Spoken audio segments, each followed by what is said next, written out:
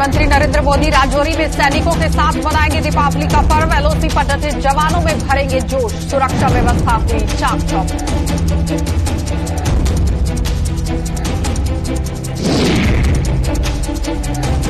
छोटी दीपावली पर बाजारों में उमड़ी रौनक। लोगों ने रोशनी के पर्व की खरीदारी। 2 सालों बाद कुछ हद तक पटरी पर लौटा व्यापार।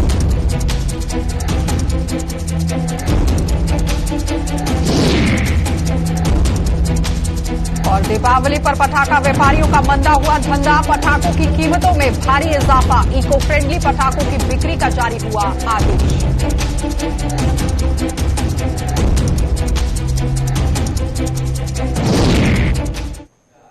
नमस्कार, बुलेटिन में आपका स्वागत है। मैं हूं आपके साथ आशा सरमाल। चलिए शुरुआत करते हैं बुलेटिन की।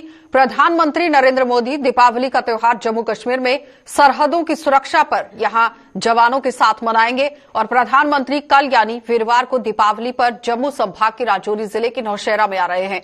और सूत्रों के अनुसार प्रधानमंत्री दीपावली पर नियंत्रण रेखा की सुरक्षा का जिम्मा संभाले हुए नौशहरा ब्रिगेड में आएंगे, जिसके चलते इस क्षेत्र में सुरक्षा के प्रबंधों को कड़ा कर दिया गया है। और बताया यह भी जा रहा है कि प्रधानमंत्री के इस दौरे के मद्देनजर army chief general MM Naravane भी आज राजौरी पहुंच चुके हैं। प्रधानमंत्री के दौरे को लेकर राजौरी में नियंत्रण रेखा की सुरक्षा संभालने के साथ यहां देश विरोधी तत्वों के मंसूबों को नाकामयाब बना रहे सेना के जवानों का हौसला भी सातवें आसमान पर पहुंच चुका है। तो प्रधानमंत्री नरेंद्र मोदी 3 सालों में दूसरी बार दीपावली का त्योहार मनाने के लिए राजौरी आ रहे हैं। और इससे पहले वे जम्मू कश्मीर से अनुच्छेद 370 और 35 से हटने के बाद यहां पहली बार वर्ष 2019 में ये त्योहार मनाने के लिए राजौरी आए थे। इस खबर पर अधिक जानकारी के लिए भी हमारे साथ जमशेद मलिक जुड़ चुके हैं, लेकिन जमशेद से पूरी जानकारी लेना बहुत जरूरी है। जमशेद, क्या कुछ अपडेट है, क्या कुछ तैयारियां वहां पर चल रही हैं? प्रधानमंत्री के दौरे से पहले तैयारियां पूरी तरह देखने को मिल रही है, क्योंकि चीफ ऑफ आर्मी स्टाफ उनसे पहले आज राजौरी में पहुंचे, जिन्होंने एलओसी के भी दौरा किया। और उसके बाद जहां कल प्रधानमंत्री का नौशहरा का टूर है, वहां पहुंचे वो रात को राजौरी में ही रुकेंगे। उसके बाद अगर हम बात करें तो प्रधानमंत्री का कल जो जवानों के साथ दिवाली मनाने का प्रोग्राम है, इससे पहले भी हमने देखा था 2019 23 अक्टूबर 2019 को भी प्रधानमंत्री ने राजौरी में जवानों के साथ दिवाली का त्योहार मनाया था। और इस बार फिर प्रधानमंत्री नौशहरा इलाके में जवानों के साथ दिवाली मनाने के लिए कल पहुंच रहे हैं, जिसको लेकर तैयारियां पूरी तरह के मुकम्मल कर। जमशेद, ये बताइए कि जिस तरह से जवान जो है वो सरहद पर रहता है, अपने घर परिवार से दूर रहता है, लेकिन इस बीच में जब देश के प्रधानमंत्री इन लोगों के बीच में पहुंचते हैं तो कितने गौरव की बात है। और हौसला अफजाई जब होती है वो अलग से देखने को मिलती है। और कितना उस वक्त एक हमारा जो जवान है उसका मनोबल बढ़ता है। बिल्कुल गुरुजी, अगर जवान की बात करें उसका मनोबल बढ़ता ही है, क्योंकि जब 2019 में हमने देखा था तब प्रधानमंत्री राजौरी पहुंचे थे, उस वक्त जवानों में बहुत ज्यादा जोश देखने को मिला। प्रधानमंत्री उनके बीच में बैठकर उनके साथ खाना भी खाया था। और खास करके कल जहां वो जा रहे हैं, बिल्कुल सीमा से सटा इलाका है नौशहरा, जहां वो उन जवानों से भी मिलेंगे जो फॉरवर्ड पोस्टों पर भी नौकरियां कर रहे हैं। हालांकि दिवाली का त्योहार ये लोग अपने घरों से बाहर जरूर मना रहे हैं, मगर इनके बीच कल प्रधानमंत्री आ रहे हैं, इसलिए इनके लिए दिवाली डबल दिवाली इनके लिए मानी। और एक तरफ अगर पुंछ की बात करें जमशेद, भाटादूरिया इलाके के अंदर लगातार एनकाउंटर का सिलसिला जारी है। कहीं ना कहीं वहां पर भी पहुंचने की कोई खबर सामने, क्या वहां पर भी जा सकते हैं? मुझे प्रधानमंत्री का उधर का कोई प्रोग्राम नहीं है, मगर ये जरूर खबर सामने आ रही है कि चीफ ऑफ आर्मी स्टाफ ने भाटादुनिया इलाके को लेकर एक मीटिंग भी की और उस इलाके का दौरा भी किया है। क्योंकि चीफ ऑफ आर्मी स्टाफ उनसे पहले ही आज राजौरी में पहुंच चुके हैं। कल प्रधानमंत्री से पहले उन्होंने भाटादुनिया इलाके का भी दौरा किया। उस जहां इनकाउंटर पिछले 24 दिनों से चल रहा है, उसके बाद वो लाइन ऑफ कंट्रोल के नजदीक पर चौकियों पर भी गए हैं। उसके बाद उनका कोई खास करके कल की अगर प्रधानमंत्री की बात करें तो उनका उस तरफ का कोई प्रोग्राम नहीं है, मगर प्रधानमंत्री का प्रोग्राम जिस इलाके में है, ये पूरा सीमा से सटा इलाका है नौशहरा, जहां वो पहले बॉर्डर पर अगली चौकियों पर जवानों के साथ मिलेंगे। उसके बाद वो डिव हेडक्वार्टर पर नौशहरा पहुंचेंगे, जहां वो जवानों के साथ पूरे तकरीबन 3 से 4 घंटे का प्रोग्राम उनका है। जिस तरह हमारे सोर्सेज हमें बता रहे हैं, जवानों के साथ बैठेंगे, उनके साथ खाना भी खाने के बाद भी वो यहाँ से निकलेंगे, क्योंकि हमारे सोर्सेज जो हमारे पास। चलिए जमशेद, बहुत बहुत धन्यवाद जुड़ने के लिए। तो फिलहाल आपने देखा कि जमशेद मलिक हमारे साथ जुड़े हुए थे, जो पूरी अपडेट दे रहे थे कि किस तरह से नौशहरा में पहुंच सकते हैं कल प्रधानमंत्री। और साथ ही साथ आपको ये भी बताते चले कि जब प्रधानमंत्री जवानों के बीच में होंगे तो जाहिर तरीके से जवानों का मनोबल भी बढ़ता हुआ नजर आएगा, क्योंकि भाटादोरिया इलाके में पिछले 24 दिनों से एनकाउंटर चल रहा है और मुकम्मल तरीके से हमारे जवान जो है वो सरहदों पर डटे हुए हैं। आगे बढ़ जाएंगे और रोशनी की पर्व दीपावली से ठीक एक दिन पहले आज देश भर में छोटी दीपावली का पर्व मनाया जा रहा है और इस त्योहार का खुमार हर किसी के सर पर चढ़कर बोल रहा है। बात करें अगर जम्मू की, तो यहां पर भी लोग इस त्योहार की सभी परंपराएं निभाने के लिए कमर कस चुके हैं। कोरोना महामारी के दौर में सभी त्योहारों का मजा किरकिरा होकर रह गया था, लेकिन इस बार महामारी का प्रकोप कम होने और पाबंदियों के हटने से हर किसी ने राहत की सांस ली है और जम्मू शहर के बाजार खूबसूरत ढंग से सज चुके हैं और उनकी छटा अब यहां देखते ही बन रही है। दुकानदारों की माने तो लोग घरों से बाहर तो निकल रहे हैं, लेकिन अभी भी उनके दिलों में कोरोना का डर बैठा हुआ है। दुकानदारों के धंधे में इतनी तेजी तो नहीं देखने को मिल रही है, अलबत्ता उन्होंने ये जरूर बताया है कि इस बार उनका काम धीरे धीरे पटरी पर लौट आया है। हमेशा की तरह लास्ट टाइम की तरह से थोड़ा इम्प्रूवमेंट हुई है बाजारों में, मार्केट में अच्छा लग रहा है। लोगों को देख के दुकानें सजी हुई हैं, वो भी अच्छा लग रहा है। पर पहले 2 साल तो ये सब चीजें था नहीं कोरोना की वजह से, बट इस बारी का थोड़ा हुआ, अच्छा लग रहा है देख के। मटेरियल पर डिपेंड करता है कि वो कितना अच्छा है तो कितना नहीं अच्छा है। अदरवाइज लोगों पे है कि वो लेना चाहते हैं कि नहीं लेना चाहते हैं। जो बोलते हैं ना कि पटाखे नहीं जलाने, पॉल्यूशन होता है, वो जो लोग करते हैं वो तो करते हैं, उन पर कोई असर नहीं होता। जो नहीं करते वो नॉर्मल सिंपल कलर से, फ्लावर से, लाइटिंग करके इन सब से सेलिब्रेट होती है अच्छे से, डिसेंट तरीके से। हाँ, इस बार ना पिछले साल से 2 सालों से जो जैसे वैरायटी आती थी पुलिस तरह से वैरायटी आ नहीं पा रही है, बड़ी काफी कम वैरायटी में है, फिर ज्यादा नहीं हुआ है। क्या लगता है ये आशा तो सही रहे कि पहले से बहुत फर्क है, लोग भी बाहर आ रहे हैं, लेकिन फिर भी डर लगता है कि ये कोरोना का डर है। गवर्नमेंट की गाइडलाइन है, उस गाइडलाइन को ध्यान में रखकर इस्तेमाल करना चाहिए, मास्क लगाना चाहिए और सोशल डिस्टेंसिंग का काम। बाकी दुकानों पर माल तो काफ़ी है, दुकानदारों ने अपनी अपनी दुकानें सजाई हुई हैं। अभी गाहक आना शुरू हो जाएंगे। ये पक्का डंगा वो शहर का वो जगह है जहाँ पाँव रखने के लिए जगह नहीं होती है, लेकिन दुकानें बिल्कुल दुकानदारों ने सजाई हुई हैं और काम आस्ता आस्ता आस्ता पटरी पर लौट रहा है। तो जम्मू कश्मीर प्रशासन ने भी इस दीपावली पर सिर्फ इको फ्रेंडली यानी पर्यावरण से अनुकूल पटाखे चलाने की इजाजत दी है। जम्मू में पटाखा के स्टॉल सज चुके हैं और पटाखा कारोबारियों को भी सिर्फ इको फ्रेंडली पटाखों की बिक्री करने की इजाजत दी गई है। हालांकि बात करें अगर पटाखा कारोबारियों के धंधे की, तो यहां इस बार भी उन्हें काफी हद तक निराशा ही हाथ लग रही है। कोरोना के दौर से जूझने के बाद यहां देश भर के अन्य राज्यों के साथ साथ जम्मू में भी महंगाई चरम पर पहुंच चुकी है और यही वजह है कि ज्यादातर लोग इस बार आतिशबाजी से परहेज कर रहे हैं।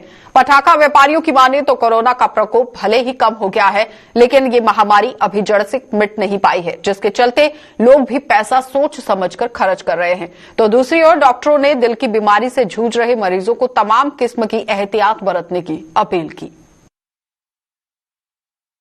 महंगाई होने के कारण पहले तो हम ये कहेंगे कि महंगाई काफ़ी जोरों पे है, जो अनलोडिंग लोडिंग ही बहुत महंगी होगी, उसके बाद लेबर भी जो है वो महंगी हो गई, उसके साथ पटाखा भी महंगा हो गया। तो पिछले साल जो हुआ था उससे इस साल महंगा है।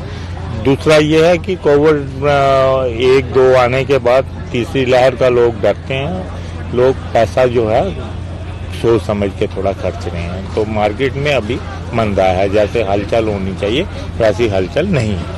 जी सर, महंगाई तो है ही सर, कोविड की वजह से हर चीज़ महंगी हो गई है यहाँ पे, पेट्रोल वगैरह सब कुछ। अब यहाँ पे क्रैकर्स का भी रेट काफ़ी ज़्यादा हाई चला गया हुआ है। चलो क्या कर सकते हैं, अब शौक है सर, साल में एक ही बार आती है दिवाली है, तो हर त्यौहार को त्यौहार की तरह ही मनाना चाहिए हमें। तो बस आए हैं सर लेने, इसी वजह से। जो सांस के पेशेंट होते हैं वो इस प्रदूषण से, जो ये कॉम्प्लेक्स पोल्यूटेंट बनता है इन्वायरमेंट के अंदर, इस समय आप ऑलरेडी जानते हैं कि हम पोल्यूशन से जूझ रहे हैं, तो उसमें ये बढ़ोतरी होती है इन 5-7 दिनों में।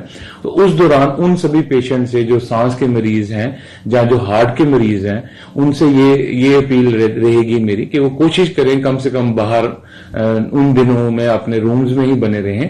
और दूसरा जो हार्ट के मरीज हैं वो साउंड से बड़े वनरेबल होते हैं, क्योंकि हार्ट में जब एकदम से अचानक से क्रैकर की आवाज आती है, साउंड भी बड़ी पावरफुल साउंड होती है कई क्रैकर्स की, उससे जो सिंपैथेटिक एक्टिविटी बढ़ जाती है। सिंपैथेटिक एक्टिविटी बढ़ने से हार्ट के जो अटैक के चांसेस हैं वो बढ़ जाते हैं।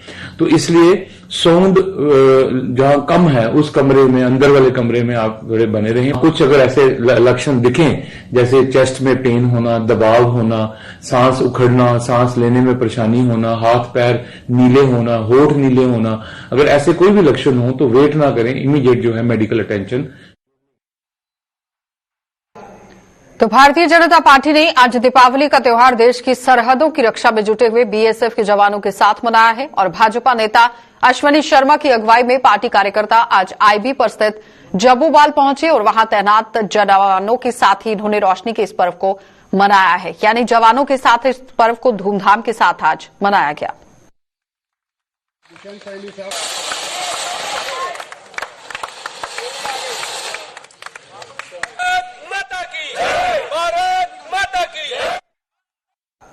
पूर्व एमएलसी और भाजपा नेता विक्रम रंधावा के बयान को लेकर जम्मू कश्मीर में सियासत गरमाई हुई है और कांग्रेस, नेशनल कॉन्फ्रेंस और पीडीपी ने रंधावा के बयान की कड़े शब्दों में निंदा कर दी। नेशनल कॉन्फ्रेंस के प्रांतीय अध्यक्ष रतनलाल गुप्ता ने कहा कि एक और भाजपा सबका साथ, सबका विकास और सबका विश्वास जीतने की बात करती है, तो वहीं प्रदेश भाजपा के नेता एक समुदाय के खिलाफ अभद्र टिप्पणी करने से भी गुरेज नहीं करते। वहीं प्रदेश कांग्रेस प्रवक्ता कपिल सिंह ने भी विक्रम रंधावा के बयान की आलोचना की और कपिल सिंह ने कहा कि इस तरह की बयानबाजी करना भाजपा का इतिहास रहा है और रंधावा ने इसी इतिहास को दोहराया है। वहीं भाजपा ने अपनी ही पार्टी के नेता के इस बयान पर सफाई देते हुए कहा कि भाजपा को इससे बेहद आघात पहुंचा है। कल जो बयान ये दिया गया बीजेपी के एक्स एमएलसी हैं मिस्टर रंधावा, उसकी हम घोर निंदा करते हैं, स्ट्रांगली वी कंडेम इट। आप किसी की आस्था पे ये जो इन्होंने बार किया है, किसी के सेंटिमेंट्स को हर्ट किया है, मैं समझता हूं ये मुनासिब नहीं है। एक तरफ आप कहते हैं कि सबका साथ, सबका विकास और सबका विश्वास लेके चलना है, क्या यही तरीकाकार है चलने के लिए?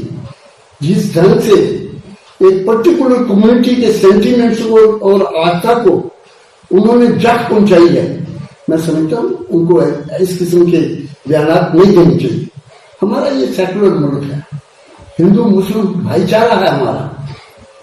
ये इस भाईचारे को अगर कोई ठेस पहुंचाने की कोशिश करेगा तो ना सिर्फ मुल्क को, ना सिर्फ रियासत को, बल्कि यहाँ के वातावरण को जो खराब होगा उसकी जिम्मेदारी उन पर होगी। मैं इसी बयान को लेके ही तो घोर निंदा कर रहा हूं, स्ट्रांगली कंडेम कर रहे हैं हम लोग कि ये किस किस्म के बयान दे रहे हैं बीजेपी वाले।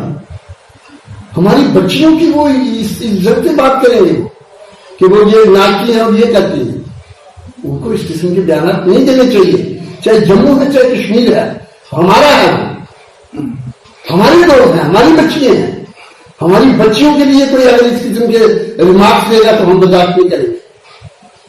किस किस्म के बयान दे रहे हैं बीजेपी वाले? उन्होंने आस्था, ये हमारी आस्था, किसी की आस्था पे चोट करना, किसी की सेंटिमेंट को हर्ट करना, ये नामुनासिब है और ना कोई बर्दाश्त करेगा ना करने देगा। भारतीय जनता पार्टी का जो इतिहास है, विक्रम रंधावा जी ने उसे दोहराने का काम किया है। धार्मिक उन्माद फैलाना ये भारतीय जनता पार्टी का आज का कार्य नहीं है और हमारा ये मानना है कि ऐसे बयानात से धार्मिक उन्माद तो पैदा होता ही है, धार्मिक सौहार्द जो है वो तो बिगड़ता ही है। गैर कानूनी तो ऐसे बयानात होते ही हैं, साथ में ये असंवैधानिक भी हैं, अनकॉन्स्टिट्यूशनल भी हैं और हमारा निजी रूप में मानना है कि ऐसे धार्मिक सौहार्द को बिगाड़ने की जो भी कोई कोशिश करे उसके खिलाफ कड़ी से कड़ी कार्रवाई होनी चाहिए। देखिए, किसी भी तरह की धार्मिक भावना को आहत करना मैं समझता हूं ये गैर इंसानी भी है, गैर कानूनी भी है और इस तरह से बच्चियां किसी की भी हों, किसी के ऊपर भी इस तरह की कमेंट्स करना या इस तरह के बयानात देना, ये हम समझते हैं कि ये समाज के हित में नहीं है और ना ही किसी धर्म विशेष के हित में हो सकते हैं। और इस देश में तो हमारा जो कानून है वो तो कभी भी इस चीज को अलाउ ही नहीं करता है,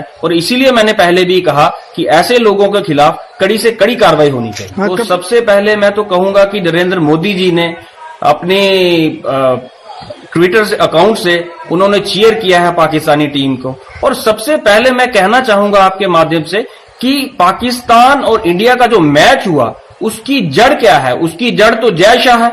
अमित शाह और जय शाह ने ये भारतीय क्रिकेट टीम को क्यों इजाजत दी कि पाकिस्तान क्रिकेट के साथ इनका मैच कराया जाए? आज अगर कोई नारे लगाता है तो उससे पहले मैं समझता हूं कि जो उसकी जड़ है उसको पकड़ना चाहिए। मैं ये पूछना चाहता हूं, 4 दिन पहले अमित शाह जी आए थे यहाँ पर, वो कहते थे हम जम्मू कश्मीर के नौजवानों से बात करेंगे।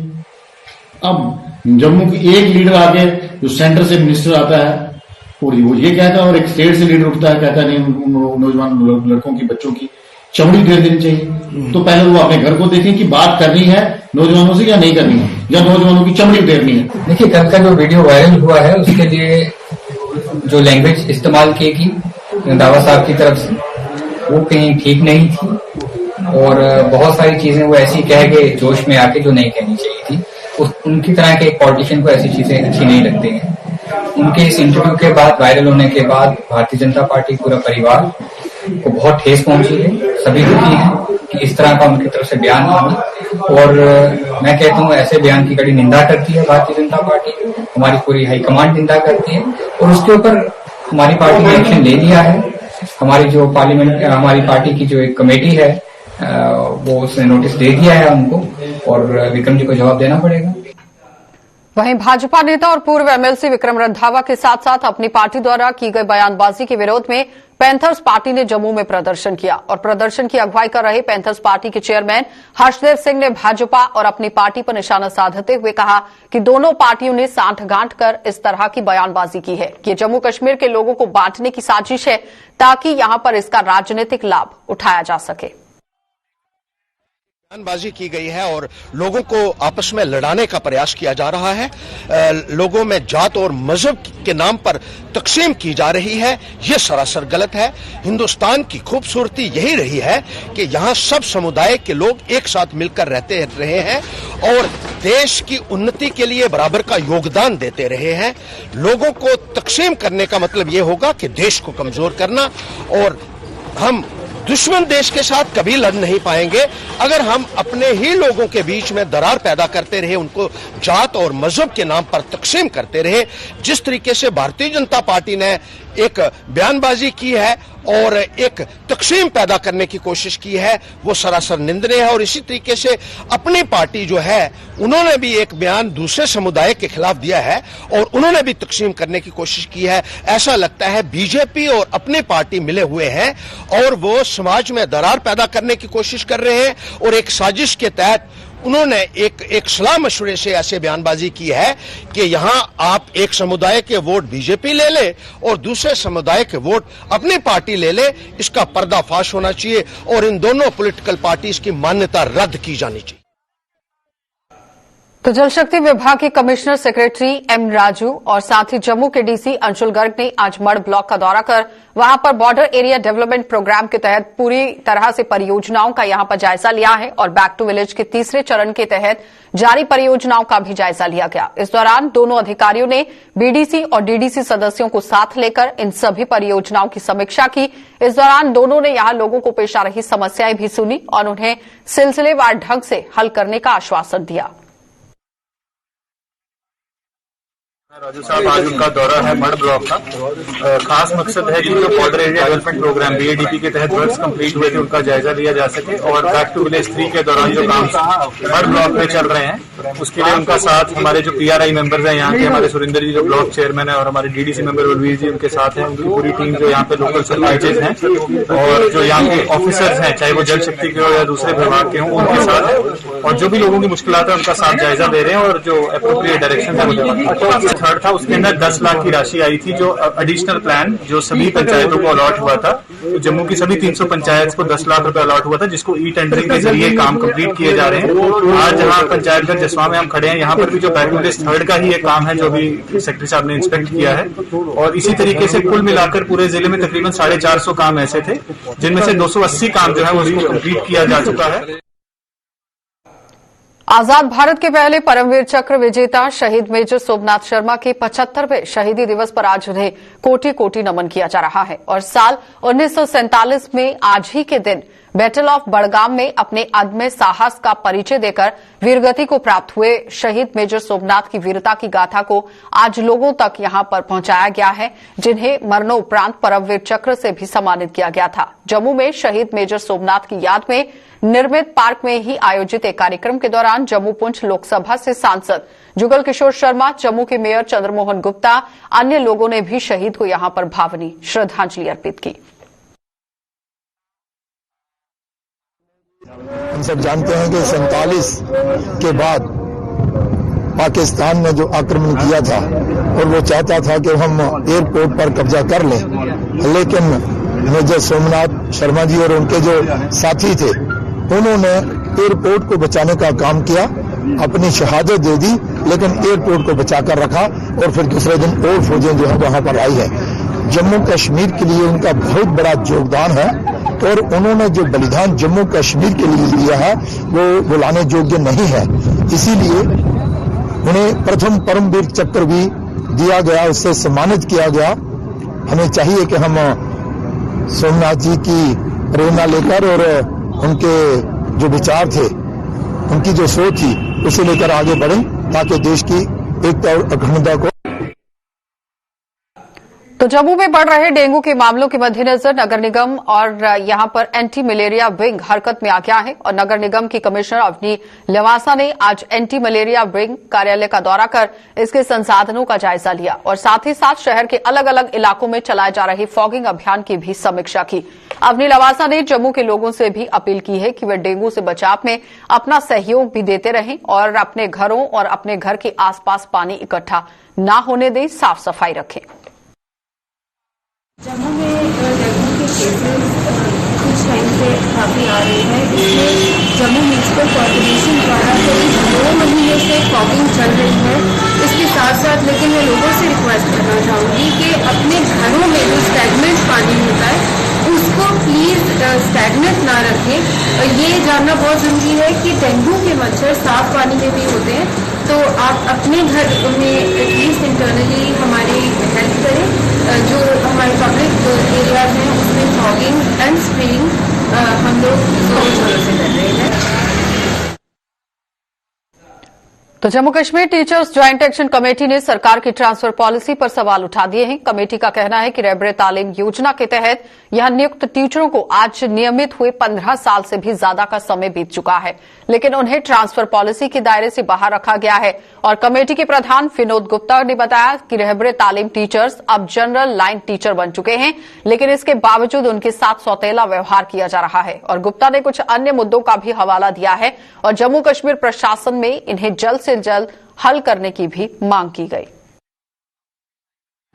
कि आरईटी बॉन्ड जितने भी टीचर हैं उनको रेगुलराइज हुए आज 10 से 15-16 वर्ष हो चुके हैं, लेकिन उनकी ट्रांसफर जो है वो आज तक नहीं की गई है। ट्रांसफर पॉलिसी से हमें बाहर रखा गया है। तो आज हमारी आपके माध्यम से ये गुजारिश रहेगी कि हम जब टीचर बन गए हैं, जनरल लाइन टीचर बन गए हैं, तो आज हमें हमारे साथ सौतेला व्यवहार क्यों किया जा रहा है। अब जब हम बाय द वे या प्रमोशन या जैसे भी टीचर अब आ गए तो इक्वली ट्रीटमेंट सब टीचर्स को होना चाहिए। दूसरा यह है कि जो इनिशियल 5 ईयर्स हमने डिपार्टमेंट में दिए हैं एज ए आरईटी, उसके हम फाइनेंशियल बेनिफिट्स नहीं मांगते हैं, लेकिन नोशनल बेनिफिट्स जो है वो हमें मिलने चाहिए। हमारे बड़े सारे लोग ऐसे थे जो एक बड़ी ज्यादा एज में जो लगे हैं, वो 16-16 साल नौकरी करके वो रिटायर हो जाएंगे, तो उनको सारे सर्विस बेनिफिट्स भी जो है वो नहीं मिलेंगे, पेंशनरी बेनिफिट्स। तो हम चाहते हैं अगर वो 5 साल हमारे डिपार्टमेंट में जुड़ जाए नोशनली, फाइनेंशियल हम नहीं मांग रहे, नोशनली जुड़ जाए ताकि उनको वो फायदा जो है उन 5 वर्षों का मिल सके। और तीसरा बड़ा इंपॉर्टेंट इशू ये है कि जितने भी मुलाजिम हमारे स्टेट में 2010 के बाद अपॉइंट हुए हैं उनको न्यू पेंशन स्कीम में रखा गया है, जो बुढ़ापे में आफ्टर रिटायरमेंट जो पेंशन का एक उनका सहारा होता है उससे भी उनसे वो छीन लिया गया है।